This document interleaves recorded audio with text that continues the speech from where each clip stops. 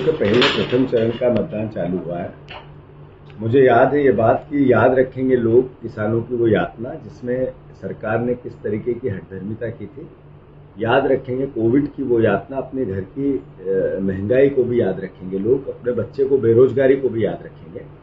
याद रखेंगे लोग जो करप्शन को लेकर नरेंद्र मोदी जी ने देश से जिस तरह की बातें की थी उसके विपरीत भारतीय जनता पार्टी ने किस तरीके का काला धन अपने खातों में डलवाया। याद रखेंगे कि जितने करप्ट लोग हैं उनको भारतीय जनता पार्टी में सम्मिलित करवा के कैसे पाक साफ होते हैं। ये भावना देश के सामने है आज कि नरेंद्र मोदी जी को देश ने जिन सपनों को लेकर चुना था, देश कहाँ खड़ा है 10 साल बाद। मैं मानता हूँ बीजेपी गब्बर हुई है, आर्थिक संपन्न हुई है, करप्शन की का एक जखीरा हुई है और देश गरीब हुआ है, आम आदमी परेशान हुआ है, तंग हाल हुआ है, महंगाई बेरोजगारी से यातनाएं मिली है।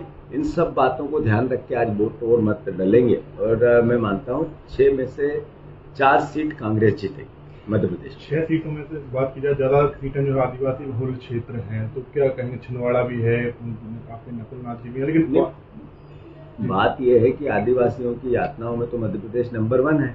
एनसीआरबी के आंकड़े बताते हैं बहनें आदिवासियों की 2 लाख गायब हुई 3-4 साल में। क्या कारण है कि आदिवासियों का जीवन स्तर दिन पे दिन आर्थिक रूप से घटा, कमजोर हुआ, परेशानी हुई, बड़ा क्यों? 10 साल आखिर कम नहीं होते हैं। मोदी जी ने जो कहा आदिवासियों ने उसको भोगा है। मैं मानता हूं आदिवासी परिवार के लोग पंजे पर, कांग्रेस पर, उसके विचार पर, उसके आरक्षण पर, उसके बेकलाभ के पदों पर वोट करेंगे और कांग्रेस पर। छिंदवाड़ा की बात करें तो वहाँ पर प्रधानमंत्री मोदी हैं, अमित शाह हों, मुख्यमंत्री जो है 8-8, 9-9 बार वहाँ मैंने कह दिया बार इस बात को कि कितनी हठधर्मिता कर ले, गृह मंत्री खुद रुके रात छिंदवाड़ा में, मुख्यमंत्री हर एक दिन बाद वहां सोए, कई मंत्री रहे। देश ने देखा कितनी यातनाएं सरकारी होती है, वो यातनाएं सब छिंदवाड़ा और प्रदेश में मिली।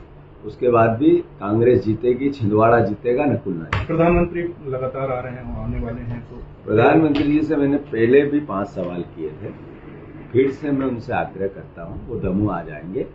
आपको ये बताना पड़ेगा कि आपने 5 गारंटी भी कुछ समय पहले, 3 महीने पहले देश और प्रदेश के सामने बताई थी।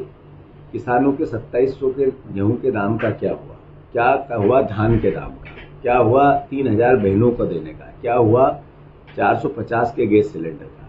मोदी जी आपको ये बताना पड़ेगा कि आप जब आज दमोह में भाषण दे तो एनसीआरबी के आंकड़े ये कहते हैं कि मध्य प्रदेश में आदिवासियों पे सबसे ज्यादा अपराध होते हैं, उन पर अत्याचार होते हैं, उनके बेकलाख के पद खाली है, उनके बच्चों के आरक्षण पे खतरा मंडरा रहा है। प्रधानमंत्री जी आपको प्रदेश को ये बताना पड़ेगा कि आपने 2014 में कहा था होत हुई महंगाई की मार, महंगाई 20 गुना बढ़ी, दोषी कौन है। आपको ये बताना पड़ेगा 2 करोड़ रोजगार का क्या हुआ। क्या कारण है कि जब करप्शन के अगेंस्ट देश के प्रधानमंत्री बात करते हैं, भाषण देते हैं, वो अलग होते हैं और उनका काम करने का तरीका अलग होता है। 141 में से 121 करप्ट लोगों को आपने बीजेपी में शामिल किया, इसका क्या कारण था? देश के प्रधानमंत्री को बताना पड़ेगा कि ईडी सीबीआई की जांच करने वाली कंपनियों के पैसे भारतीय जनता पार्टी के खातों में कैसे डले। क्या कारण है 2000 कंपनियों को आपने टेंडर दिए, वो सब ने आपके बीजेपी के खातों में पैसे डाले। क्या कारण है देश के प्रधानमंत्री ये नहीं बता पा रहे देश को कि 450 करोड़ रुपए के बॉन्ड जो आपने किस साधन से आए, किसने भेजे, बीजेपी बता नहीं पाई। कहा हमारे कार्यालय के सामने कोई फेंक गया। ये देश जानना चाहता है कि देश के प्रधानमंत्री को इसलिए तो नहीं चुना था। तो अब 10 साल में देश कहाँ है? विकसित भारत की आपने बात करते हैं, भाषण देते हैं, तो वो घरों में विकास क्यों नहीं पहुंचा, ये सवाल है। 15% वोटिंग हो चुकी है, आपको लग रहा है कोई प्रभावित कर सकता है कि भारतीय जनता चुनाव को प्रभावित कर सकती है? नहीं, बात यह है कि वोटिंग परसेंटेज बढ़ेगा और बढ़ना चाहिए। कारण है कि देश ने यातनाएं भोगी है, उसके खिलाफ जनता ज्यादा से ज्यादा बाहर आए और वोट डाले। मुझे 5 सवाल है, मुझे भैया निकाल के मेरे